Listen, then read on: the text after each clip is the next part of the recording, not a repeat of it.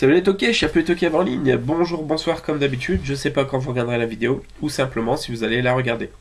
Voilà, écoutez, on se retrouve une nouvelle fois aujourd'hui pour une vidéo achat récent. Je sais plus c'est la numéro combien. Et donc voilà, il y a une dizaine de DVD à vous présenter ainsi qu'un comics et on va commencer tout de suite par ça. Donc c'est le genre de comics que je cherche depuis super longtemps pour agrémenter ma collecte. Voilà, je suis ultra fan comme vous le savez de Alien et tout ce qui touche à Alien.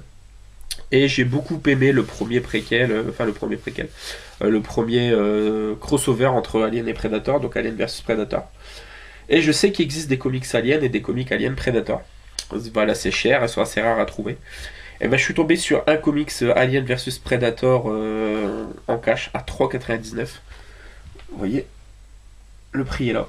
Et donc c'est Alien Predator, c'est le numéro 3, donc intitulé War, donc avec une cover déjà plutôt stylée. Donc on voit des attaques de facehugger, on arrive à avoir un xénomorphe sur le côté. Voilà. Et donc voilà, pour 3,99, j'ai vraiment pas hésité. Surtout quand on regarde, je trouve que les dessins ont plutôt de la gueule, sont plutôt stylés. Hop, je vais essayer de vous en trouver un autre, voilà les Predators. Donc très très content d'avoir pu choper ce comics pour 3,99. Je regarde de plus en plus au niveau justement BD, comics et tout parce que je cherche des comics Mars Attack désespérément. Et je tombe toujours sur des trucs assez sympas, donc voilà, comme celui-ci par exemple. Donc on va pouvoir commencer sur les DVD. Donc le premier DVD, ben écoutez, c'est plus c'est pas vraiment un film, c'est un gros documentaire. Donc voilà, c'est l'histoire retracée sur la vie de John Lennon, donc c'est Imagine.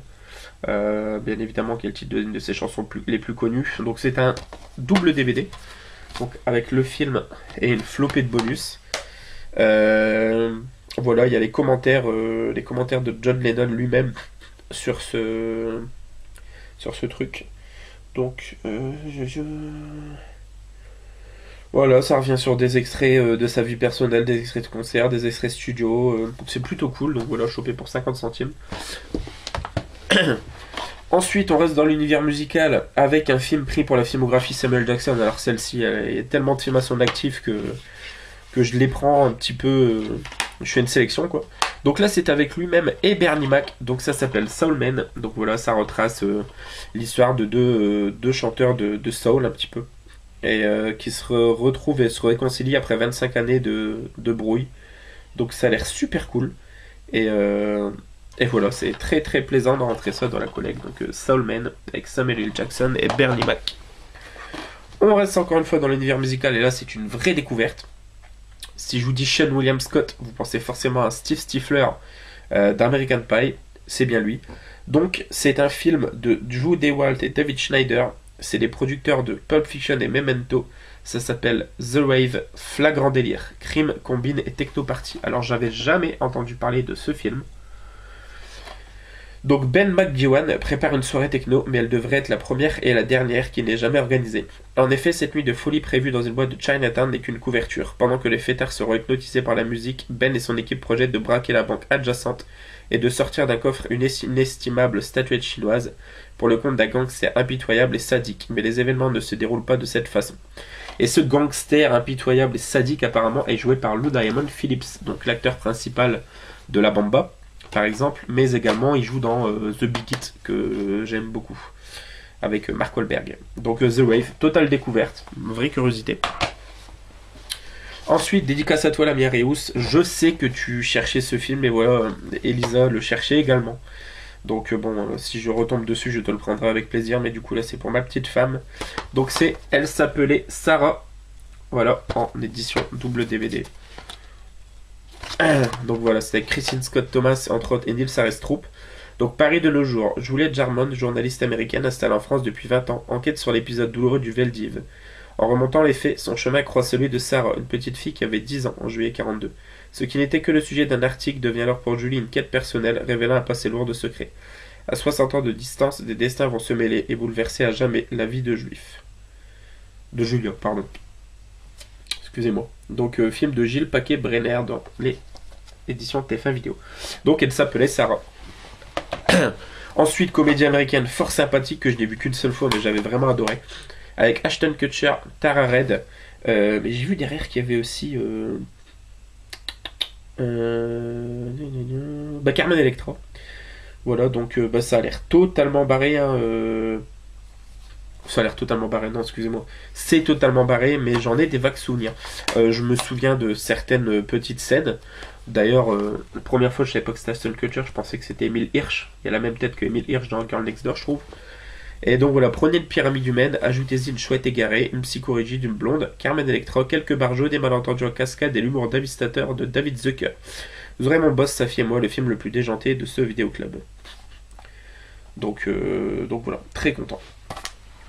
Hop, et on continue avec une petite pile de DVD. Celui-ci, bah écoutez, mon ami Chris Areus m'avait filé il y a quelques temps les deux premiers. Donc c'était Y a-t-il un flic pour sauver la reine et y a-t-il, je sais plus. Et donc là j'ai trouvé le troisième. Donc y a-t-il un flic pour sauver Hollywood peut-être. Y a-t-il un flic pour sauver le président. Donc voilà, avec l'inégalable, inimitable Leslie Nielsen. Donc la trilogie est maintenant complète. Ensuite, Curiosité également, film français écrit et réalisé par Nadine Monfils sur une musique de Benabar, donc déjà premier point positif pour moi, avec Michel Blanc, Didier Bourdon et également Josiane Balasco.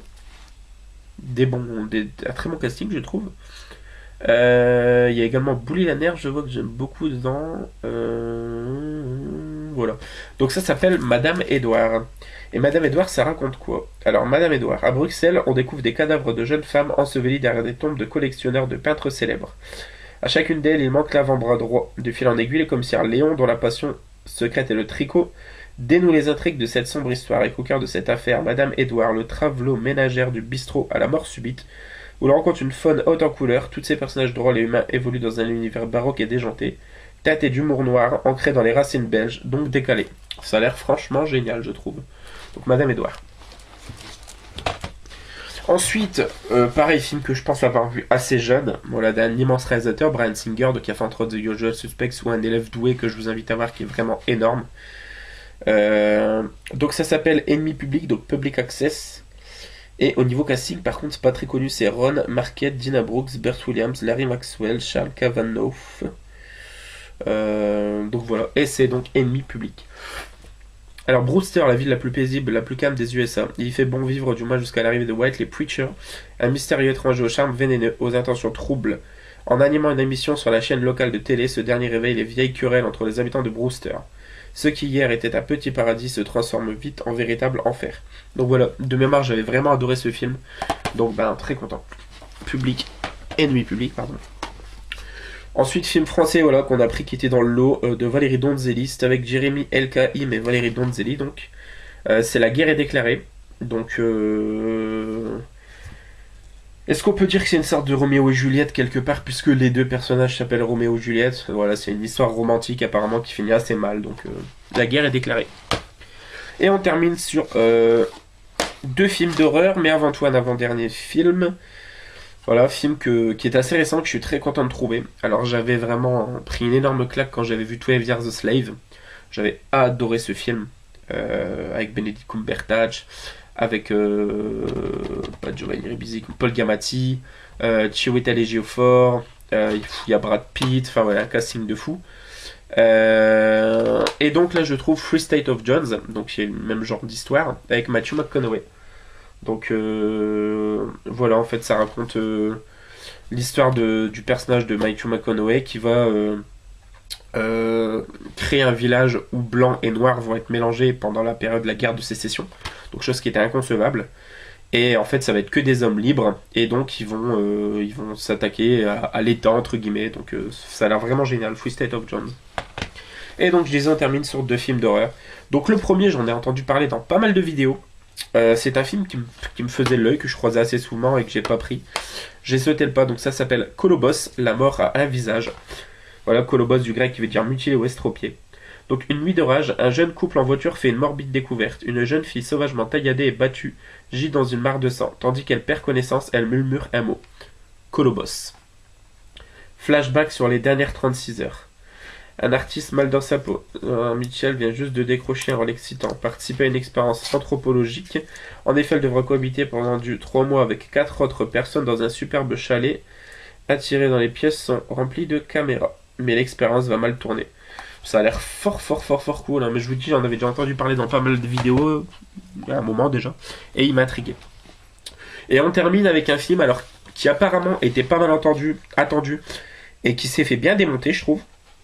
Alors, je sais pas ce qu'il vaut, beaucoup de personnes le trouvent mauvais. Je me ferai ma propre opinion, de toute façon, c'est ce que je fais souvent. Donc, c'est une production, Robert Kurtzman, c'est avec Carrie Ann Moss, Faye Dunaway, Douglas Smith, Cecilia Bones, je connais pas eux, donc ça s'appelle The Bye Bye Man. Voilà, donc avec le fourreau, hein. Bon, celui-là je lui ai à 2,99. Et donc, en s'installant dans une vieille maison aux abords de leur campus, 3 étudiants libèrent le Bye Bye Man. Pour échapper à sa malédiction et éviter qu'elle ne se propage, il ne faut pas dire son nom ni y penser. Car une fois le Bye Bye Man immiscé dans votre esprit, il prend le contrôle et vous fait commettre l'irréparable. Ouais, il y a l'air d'avoir un petit peu de Candyman, il y a l'air d'avoir... ça a l'air d'être un Boogeyman en tout cas, faut voir. En tout cas, je trouve la jaquette assez stylée, donc... Bon, le film, on verra ce qu'il vaut. Bah voilà les amis, c'est tout pour cette vidéo, j'espère que ça vous aura plu. Donc vous avez vu encore une fois, pas mal de bonnes trouvailles. Avec en plus ce comics Alien Predator qui vient clôturer à merveille, je trouve, cette salve d'achat. Donc bah écoutez les amis, j'espère que ça vous aura plu. Comme d'habitude, n'hésitez pas à laisser un petit commentaire, à partager, pouce bleu, pouce rouge, comme vous voulez. Et nous on se retrouve très prochainement. Joie et nananif les toqués, ciao ciao.